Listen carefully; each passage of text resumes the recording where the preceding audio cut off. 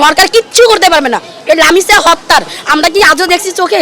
নারায়ণগঞ্জের ফতুল্লায় 6 বছরের শিশুকে ধর্ষণের অভিযোগে এক তরুণকে গণপিটুনি দিয়েছে স্থানীয় জনতা। খুন এবং ধর্ষণের রাজধানী হিসেবে পরিচিতি লাভ করেছে ইতিমধ্যে সিলেট। চট্টগ্রামে কি হচ্ছে এসব? একের পর এক মিলছে শিশু ধর্ষণের অভিযোগ।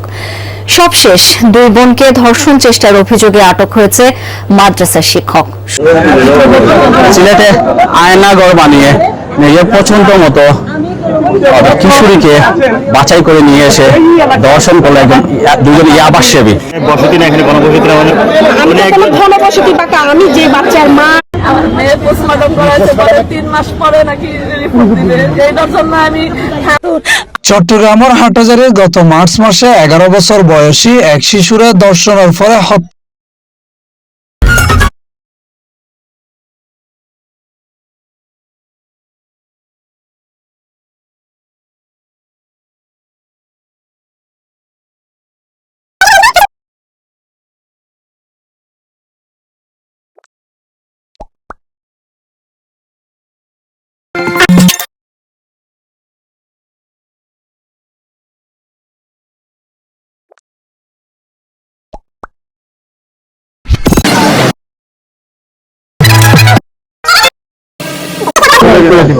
খুন এবং ধর্ষণের রাজধানী হিসেবে পরিচিতি লাভ করেছে ইতিমধ্যে সিলেট।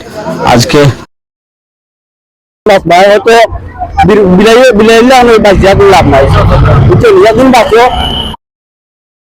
সিলেট আজকে এমন একটা ঘটনা ঘটলো, স্বামী কর্তৃক স্ত্রীকে শাবল দিয়ে কুপিয়ে কুপিয়ে হত্যা করলেন।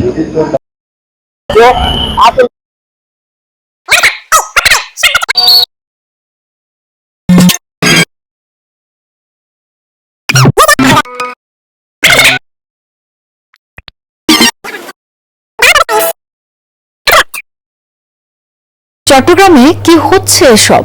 একের পর এক মিলছে শিশু ধর্ষণের অভিযোগ। সবশেষ 2 বোনকে ধর্ষণ চেষ্টার অভিযোগে আটক হয়েছে মাদ্রাসার শিক্ষক। শুক্রবারও আক্রান্ত হয়েছে 3